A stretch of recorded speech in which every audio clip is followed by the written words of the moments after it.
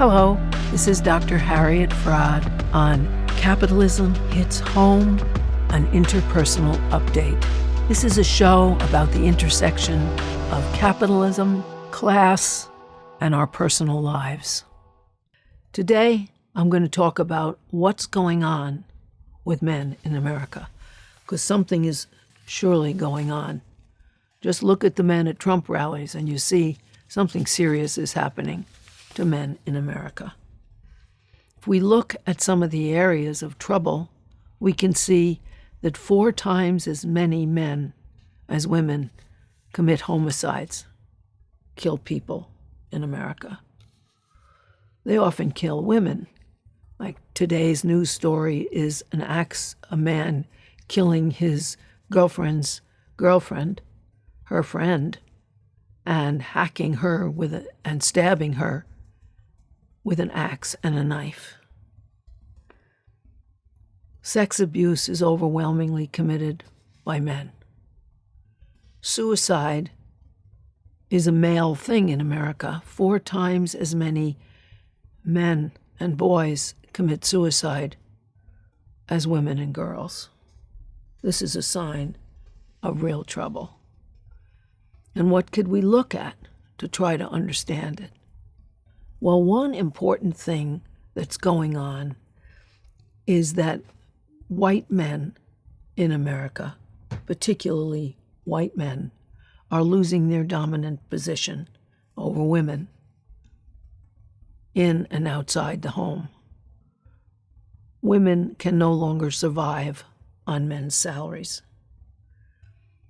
It's particularly white men who are in trouble, because white men used to get a family wage that supported women and children. Now, they don't. African American women were never supported by their men's family wages and have always been more independent and more able to survive on their own, less subservient to men.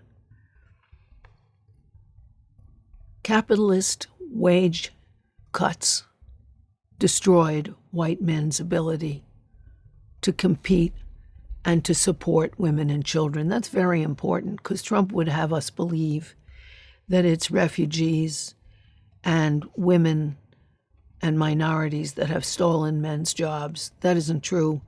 It's capitalists who have mechanized, robotized, computerized, and outsourced men's jobs in a way that other countries with strong labor movements, communist movements, and socialist movements have not allowed.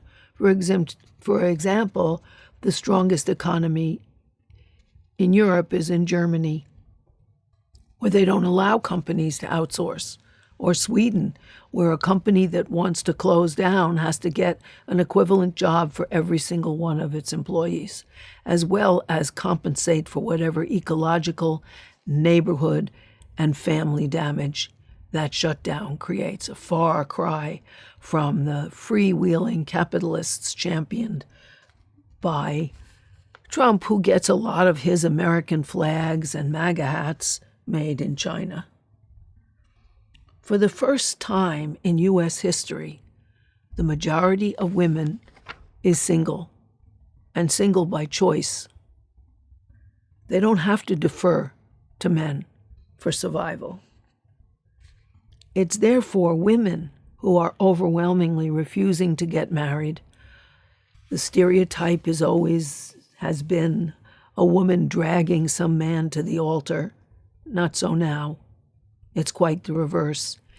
It's also women who are initiating 70% of the divorces in America.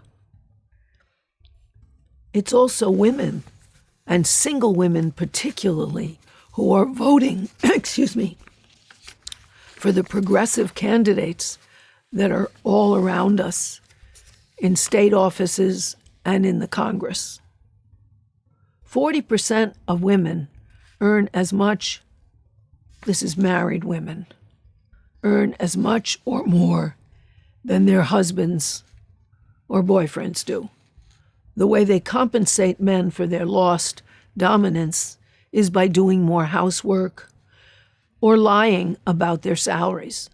because they see it as a blow to the man's masculinity, and he sees it similarly.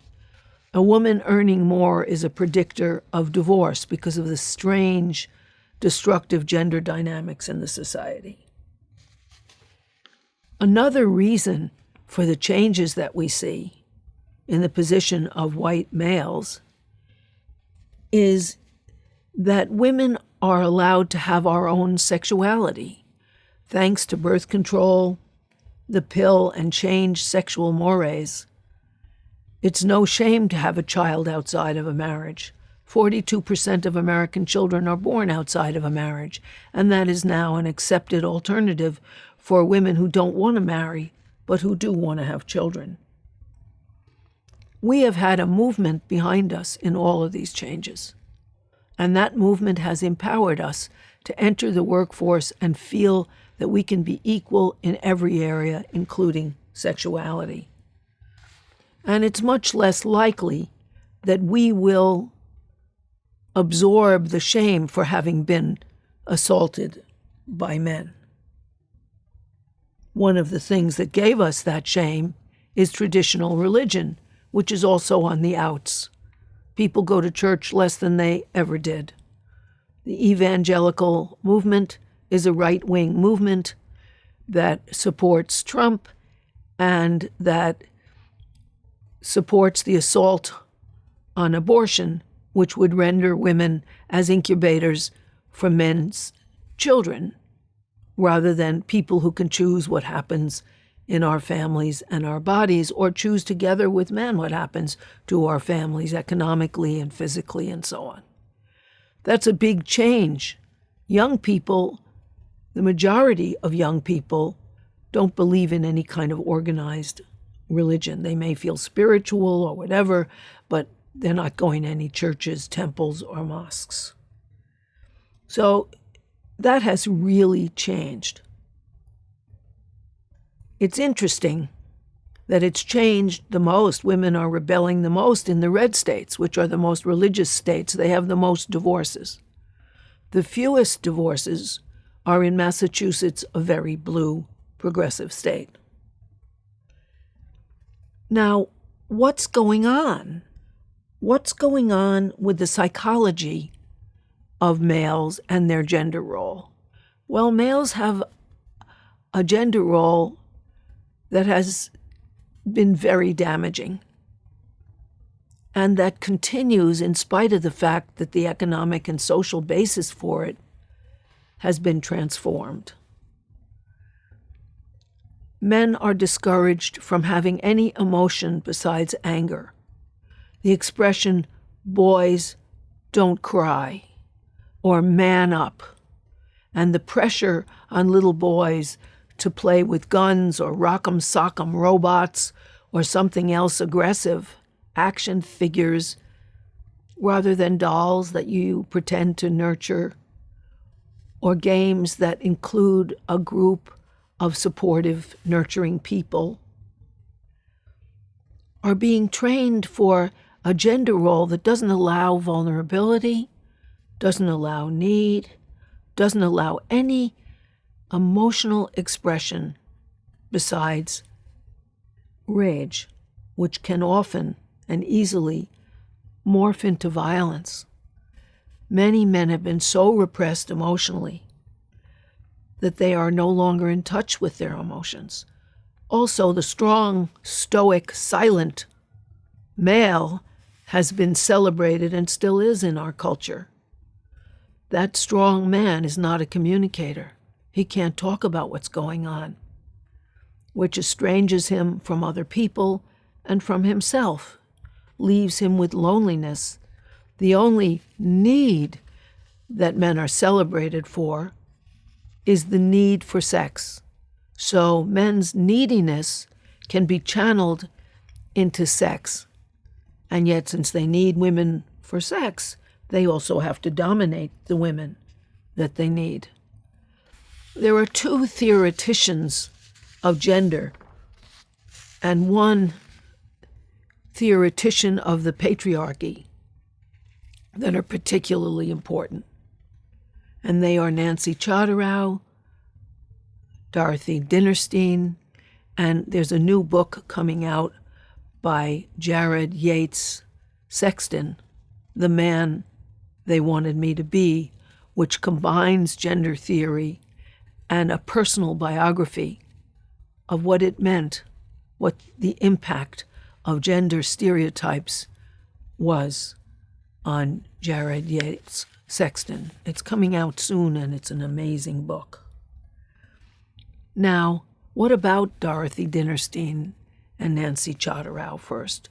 Well, Nancy Charterow found that because men are not trained to want to rear their children, want to be close to their children, want to be around their children, most children are raised by women. They're raised by mothers. They're raised by women childcare workers who fit into that stereotype and who also get paid less than parking lot attendants, so can't get men to do those jobs, who are raised by nursery school teachers and by primary school teachers who are overwhelmingly women. Now, girls have a present model with which to identify. I am a person. I am a woman. I am a little girl like my mom. Boys don't have a present model with whom to identify. So they often identify, I am the not female. I am the one who is distant from females. And the way boys accuse each other when they start, especially in middle school, but on in the locker room when they get older and on the football field, they call each other faggot. They call each other pussy. The football coach says, what's the matter? You got your period, if he wants to push you? Or, okay, you're acting like girls, which is a terrible insult. When girls are developing, they don't insult each other by calling each other lesbians.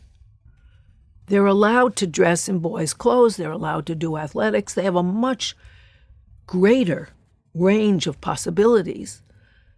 And increasingly, they're allowed to be angry and aggressive, as well as passive and compliant. It's the male sex role that's still a straitjacket, and it's enforced by other men, by boys who shame other boys by calling them sissies, who push them to crush their emotions, not to cry, not to be enthusiastic, not to be interested in communicating on all sorts of topics. And that's a terrible repression for men. It causes a basic level of self-rejection, which Jared Yates Sexton talks about, where you become ashamed of who you are. Everyone has emotions. Everyone has a range of vulnerabilities and needs. And yet if you're not allowed to have that and still think of yourself as a real boy or a real man, you're in terrible emotional trouble. That's probably why so men are all the mass killers. And also men are the overwhelming majority of suicides, because those are impossible roles to fill. Dorothy Dinnerstein talks about how little boys and girls are raised in a matriarchy, where their most helpless and vulnerable times are dominated by seemingly all-powerful women, whether it's their mother or the nursery school teacher or the babysitter or the early childhood teacher.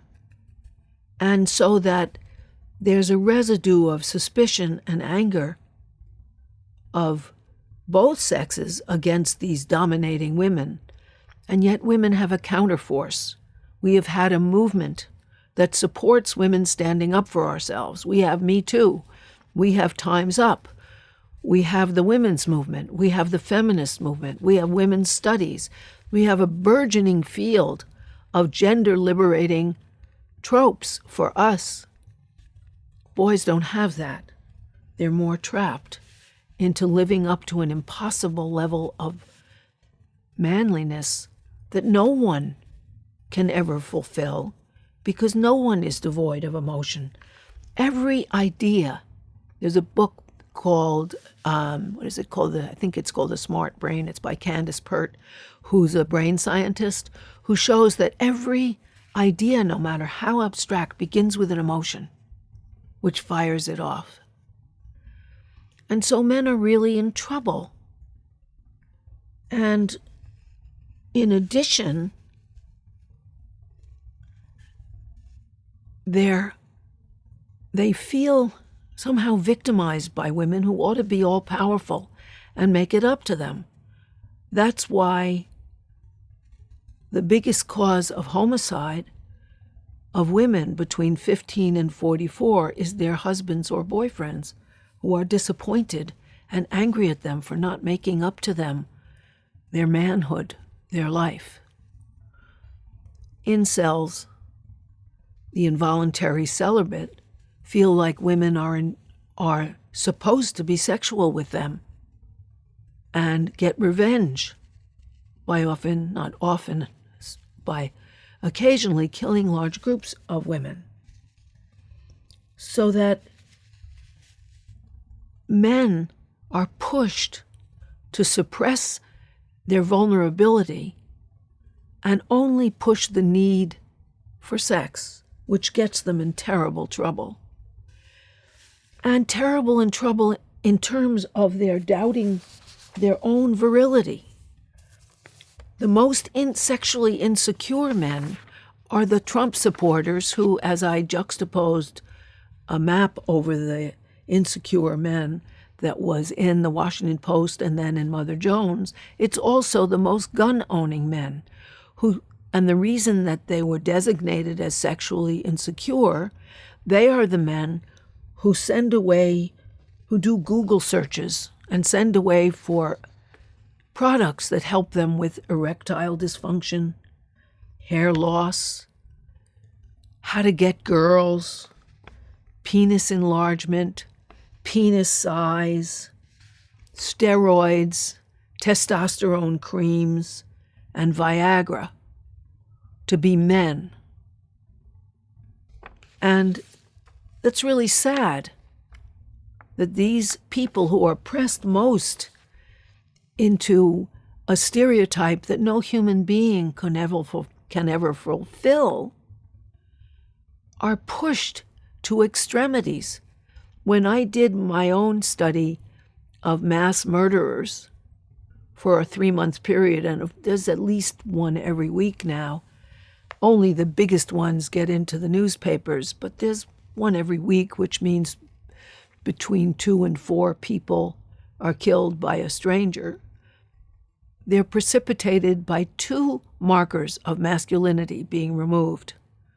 One of them is rejection by a girlfriend or wife, and the other is loss of a job, which are the 2 markers of masculinity. So men rekindle and reassert their manhood through guns.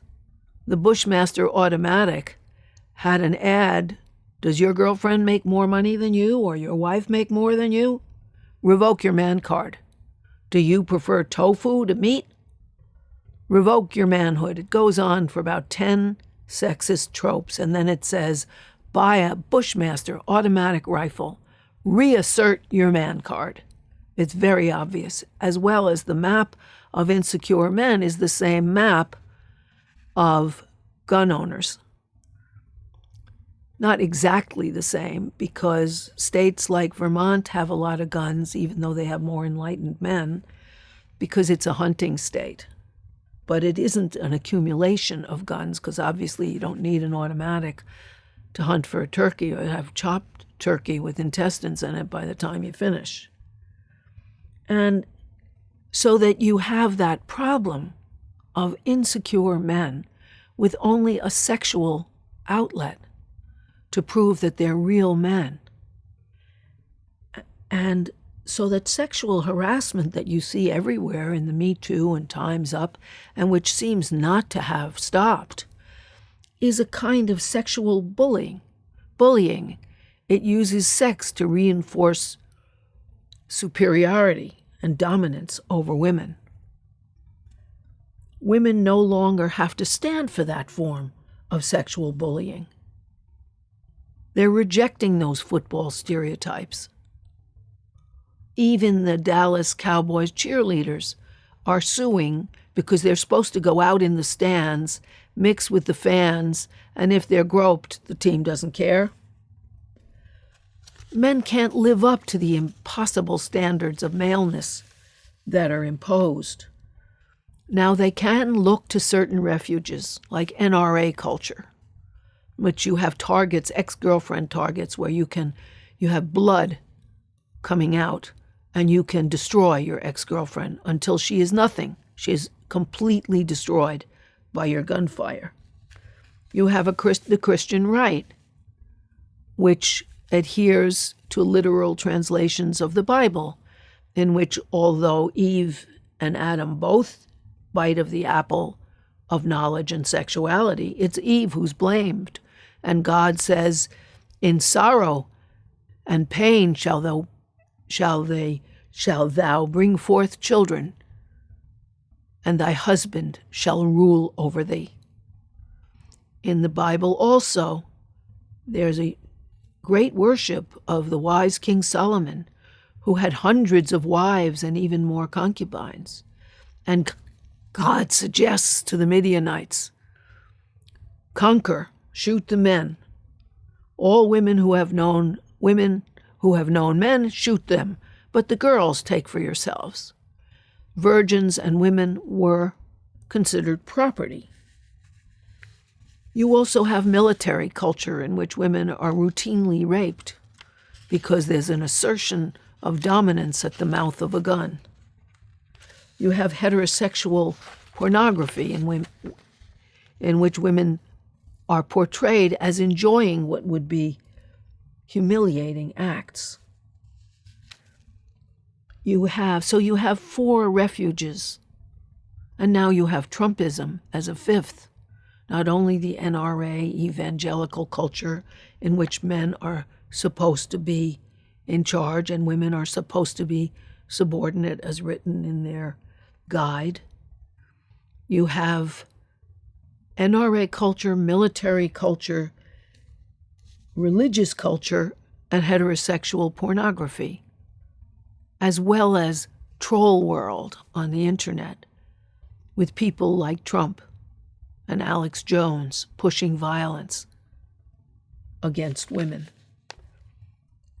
At the same time, the definitive work on gender is a new book by Gina Rippon, which is called The Gendered Brain. She's a neuroscientist who did massive studies of newly born children's brains. There's no difference between a male brain and a female brain. This painful male role and restrictive gender roles are learned. They're all socially learned. And of course, they could be socially changed as well. In other countries, I went and visited Sweden, gave a talk there and went to a conference there. All over the place, you see men with children in a way that's very, very sweet. Every men's room has a changing table because it's assumed that men will be changing their children's diapers. In Germany, one of the things that they have insisted on is new labor regulations for time-work balance. The most dramatic for me was the hundreds of thousands of German metal workers who won a 22-hour work week so that they could have family work balance. You can have preschools like they have in Sweden, where they don't use his and her, they use people's names, and they have a program of encouraging all children to play with all kinds of toys and also talk to the parents about the importance of gender-neutral play so that boys and girls are not divided from each other and against each other. You can have the same thing with early childhood education. You could have what they have in France, where all childcare teachers are paid the same as regular school teachers, public school teachers, and get the same benefits, which are very generous. So you invite men to deal with young children and don't make it an all-female affair. You could have free medical care, the way they have in all the other wealthy developed countries, where you would also pay for therapy so couples could get some help in finding a gender balance and being friends and partners rather than separated out as male or female restricted roles. You could have men and women encouraged in mass movements for a better society, allowing partnership for both of us. I was encouraged today to see that the Stop and Shop workers won. They won their strike. And on the lines, you could see men and women together, fighting for what they both need, a living wage. You could have all of these benefits, and you would stop what's happening to men now, which is that they are being coerced into a gender role which is outmoded. You don't need aggressive men. You don't need physically powerful men. Men don't have to lift heavy weights at work in the United States. Men should not be aggressive at work, which is why most managers are now women, because they want negotiation. They want some kind of consideration of both points of view. They don't want people to be muscled.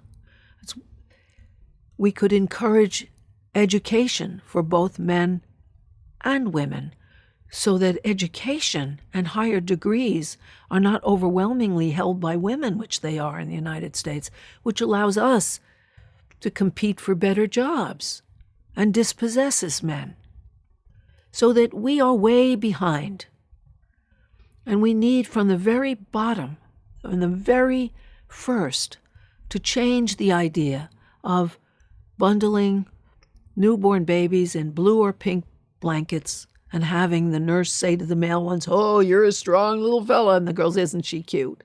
To stop gendering people and to allow them to be full human beings in every facet of their existence.